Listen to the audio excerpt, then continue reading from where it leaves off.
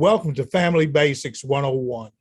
I'm Dr. Bruce McClure, the local minister at the Prince George's Church of Christ, located at 7800 Central Avenue in Landover, Maryland.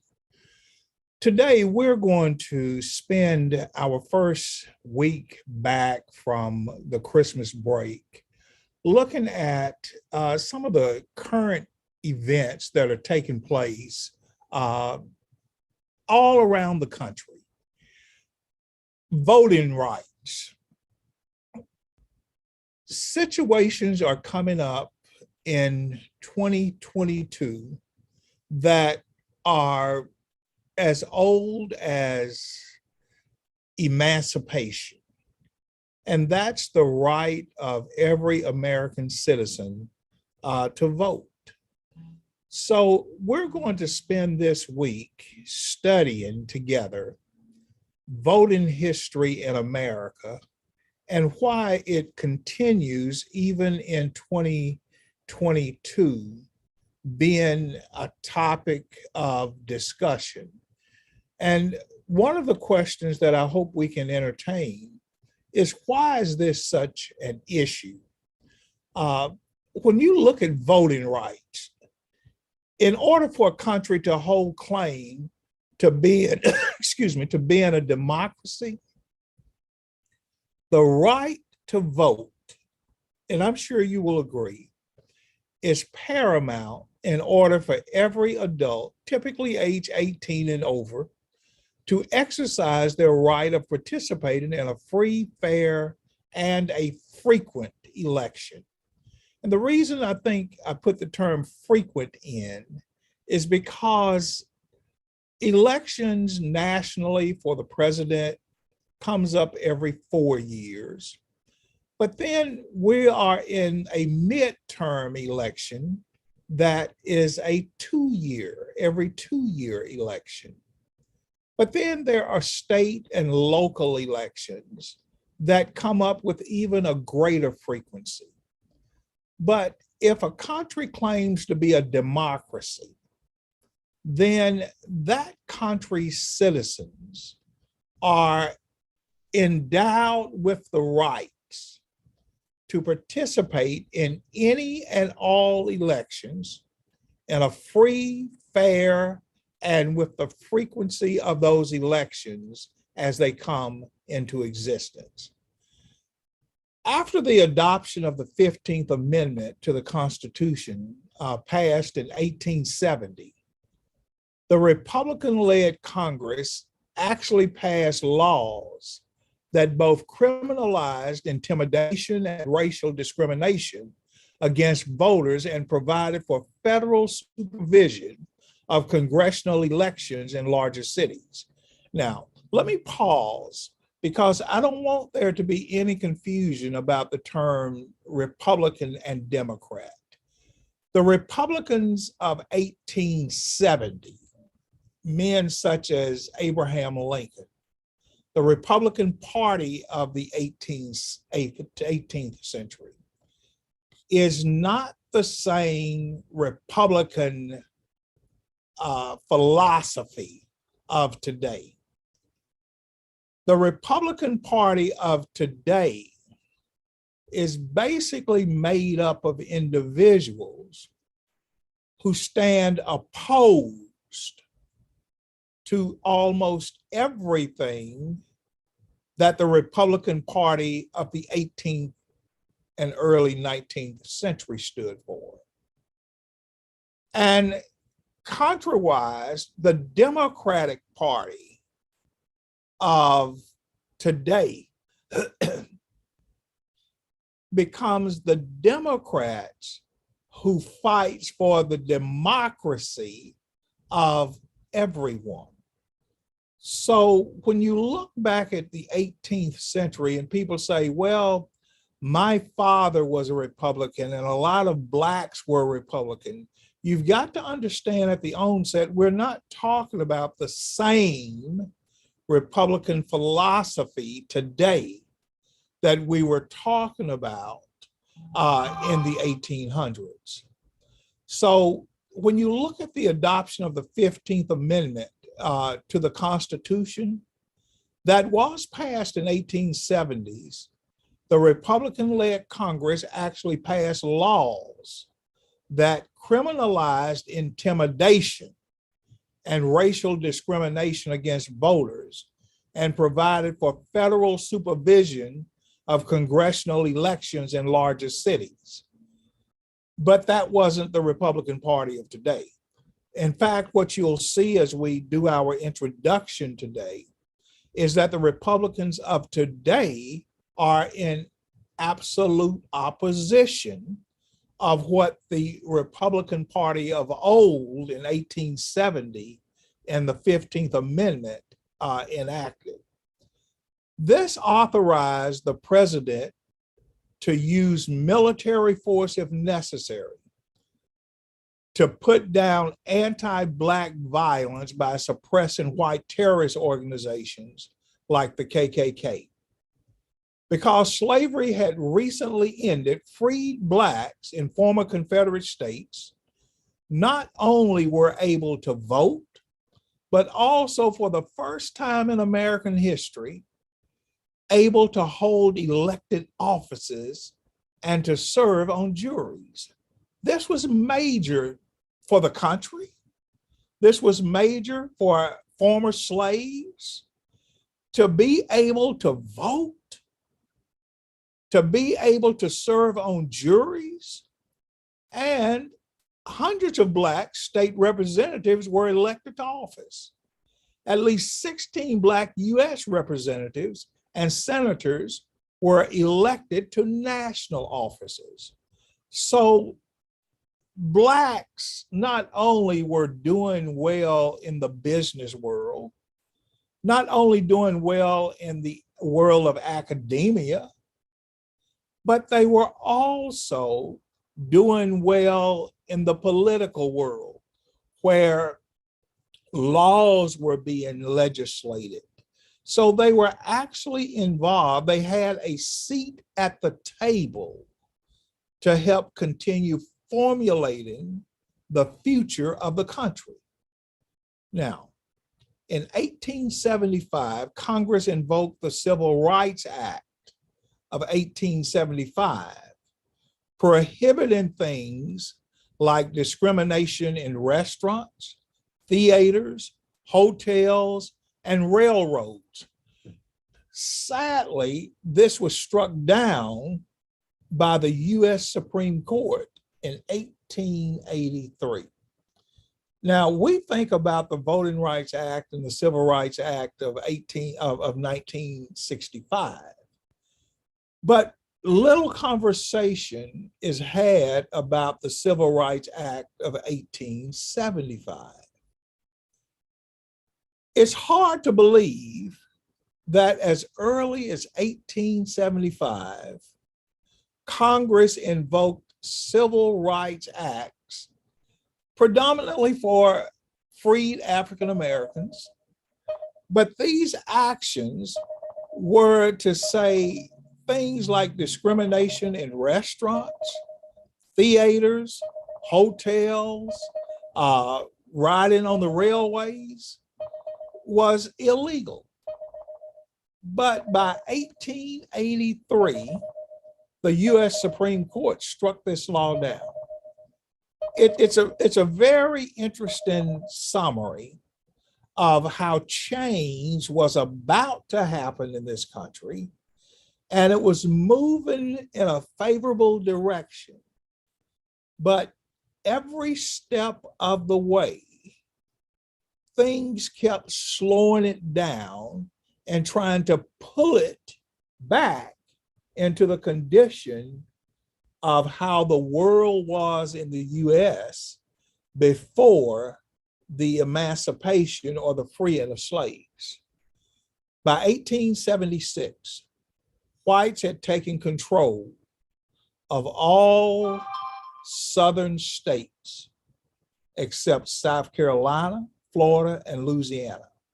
And maybe I should qualify that by saying by 1876, Southern race-centered whites who were trying to hold on to how things were before emancipation had taken over political control in every state except South Carolina, Florida, and Louisiana. But how did they overtake it? By violence and intimidation of Black voters and Black office holders. When you get to like the KKK, the Night Riders, these paramilitia groups, those groups were empowered by the US government.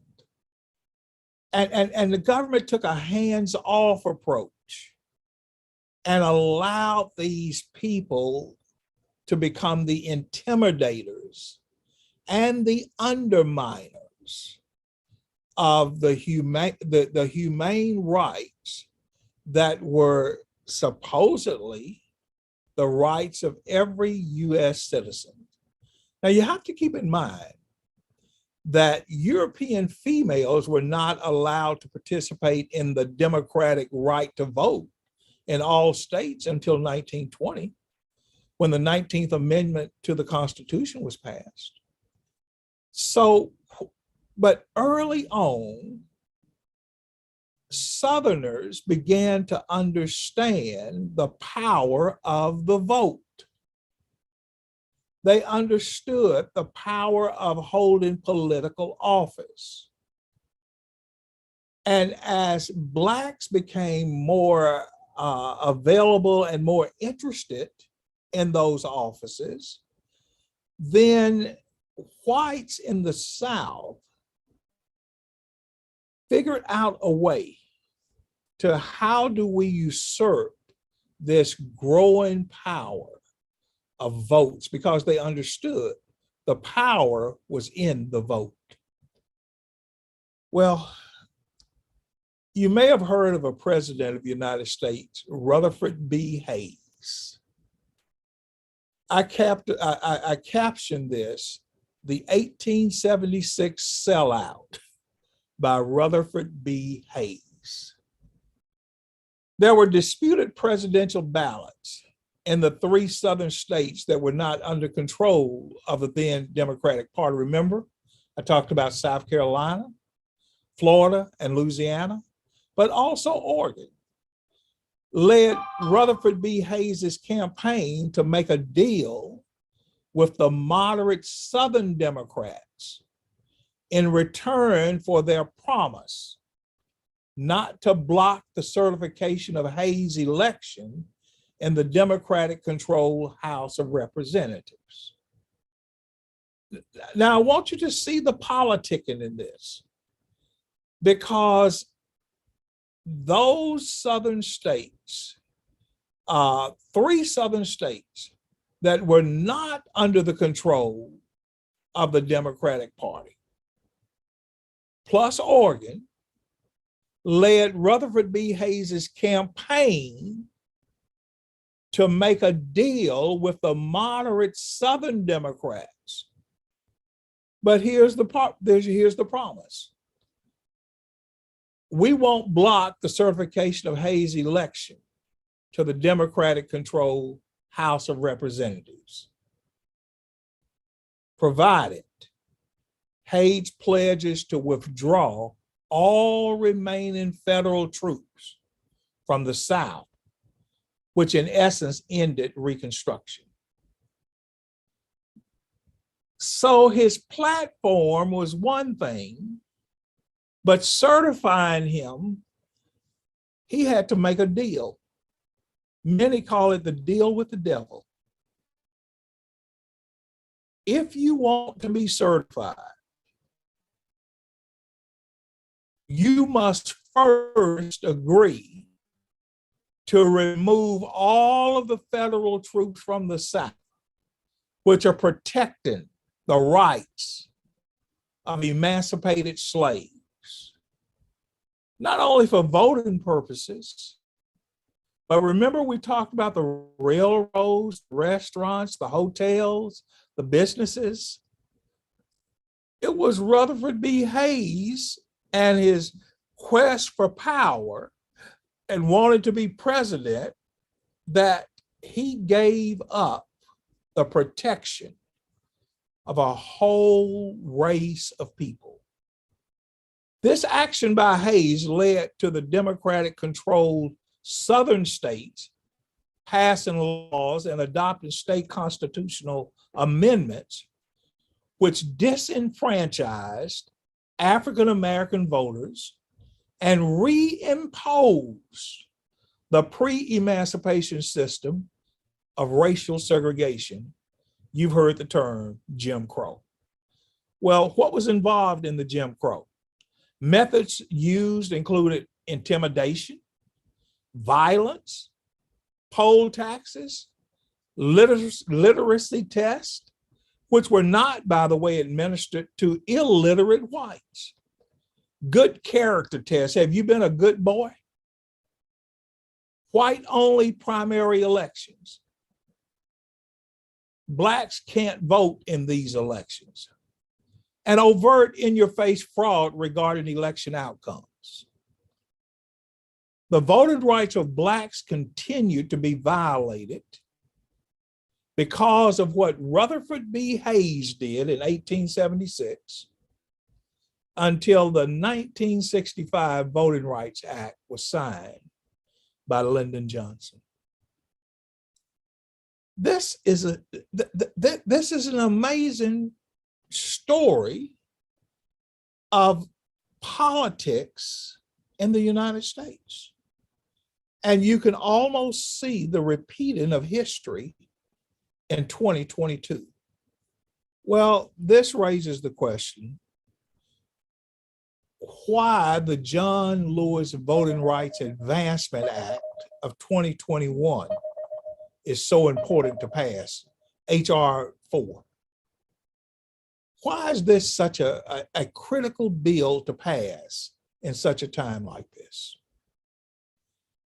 The Voting Rights Act, along with the Civil Rights Act, are one of the two most important pieces of civil rights legislation in US history. And this is from the Britannica Encyclopedia. It introduced nationwide protections of the right to vote and thereby greatly increased voter registration and voting among Blacks in the South. A key element of the law, Section 5, required that certain jurisdictions, states or political subdivisions of states, obtain prior approval, pre-clearance of any change to their electoral laws or procedures, generally by demonstrating to a federal court that the change does not have the purpose and will not have the effect of denying or abridging the right to vote on account of race or color. Now, look at Section 4B. Section 4B of the Act identified as a covered jurisdiction, one to which the pre-clearance requirements would apply, any state or political subdivision of a state that as of November 1964 imposed tests or other devices as a condition of registration or of voting and was characterized by voter registration or voter turnout below 50% of the voting age population. The pre-clearance requirement was effective in preventing jurisdictions with a history of voter discrimination, including 9 mostly southern states, from introducing new electoral restrictions that would have disproportionately reduced voter registration or voting among African Americans. Now, I want you to pay attention to Section 4B. In 2013, the Supreme Court in Shelby County versus Holder neutered the pre-clearance requirement and therefore prevented the federal government from blocking discriminatory state election laws before they were enacted by striking down Section 4B, which it declared unconstitutional because in the court's review, this is the Supreme Court, it intruded unnecessarily on the covered states, the southern states, and their power to regulate elections and violate the fundamental principle of equal sovereignty among the states. Remember down in Georgia and some of the other states where they wanted the Secretary of States to nullify, to change, to find votes? That was on a local level. The Supreme Court in 2013 opened the door for that to take place. The practice effect of the ruling, or the practical effect of the ruling, was that formerly covered jurisdictions were now free to enact voting restrictions that disproportionately affected African Americans. See, this is why there's so much of a fight for these local states and the governments of the local states to control those local elections so that they can basically fix them to where it becomes a win. If we win, we win. But if we lose, we win. The John Lewis Voting Rights Advancement Act is designed to amend Section 2 of the Voting Rights Act that the Supreme Court in 2013 got rid of. That's the long and the short. The John R. Lewis Voting Rights Advancement Act, the goal is to amend Section 2 of the Voting Rights Act that the Supreme Court decision decided to disband. On July 1st, 2021, the Supreme Court upheld Arizona's voting laws targeting Latinos and other minority voters. In doing so, it created a heightened standard that made it more difficult for parties to challenge racially discriminatory laws under Section 2 of the Voting Rights Act. This bill would eliminate this heightened standard and codify the standard previously used. Let me show you some other things in this John R. Lewis Voting Rights Advancement Act.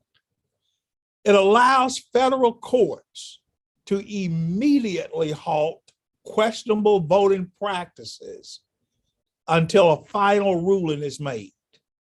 This provision recognizes that when voting rights are at stake, prohibiting a discriminatory practice after the election has concluded is too late to truly protect voters' rights. So the federal courts can intervene immediately. They can also give the Attorney General authority to request that federal observers be present anywhere in the country where discriminatory voting practices pose a serious threat. Now, federal observers, remember during the 2020 election, 2019 election, those were local observers that came in and they lied about what was going on. The John R. Lewis Voting Rights Advancement Act would say, no, we can request federal observers. It can increase transparency by requiring reasonable public notice for voting changes. It includes a retrogression standard for already enacted but not yet implemented measures. In other words, you can't just wake up a week before the election and say, we're going to do this and we're going to do that. It helps plaintiffs to seek injunctive relief for voting rights violations in the lead up to an election. Right now, And this is why there's so much frustration with Manchin and Sinema. The history from emancipation to the Voting Rights Act of 1965 can all be reversed. All of the progress can be wiped out if this John R. Lewis Voting Rights Advancement Act is not passed. That's an easy way for me to sum it up. Biblically, rendering is a two-way proposition. In Matthew 22, verses 19 through 22, a question came up about Jesus's disciples paying tribute, paying taxes to Caesar, a government tax. Jesus said, "Show me the tribute money." And they bought him the money. And he said, "Look at the money. Who is this image and who is this superscription? Whose signature is on it?" They said, "It's Caesar's picture and it's Caesar's stamp." Then Jesus said unto them, "Render therefore to Caesar the things which are Caesar's, and unto God the things that are God's." Jesus is saying, I have no problem with paying tribute, but those who are the recipients of tribute should have no problem being respectful and honorable to what things are God's. See, when we are in a country, one nation under God, African Americans and women have no problem respecting the laws of the land. But those who legislate the laws, from the judicial, from the legislative, or from the executive branch, equally should have no problem making sure that the laws are equitable to all citizens under the flag of that country. Come back on tomorrow and we'll talk about the George Floyd Justice and Policing Act. And then we will expand even more on the John Lewis proposal, and we will expand even more on the George Floyd Policing Act. I'll see you back in class again tomorrow. Don't be late and don't skip class.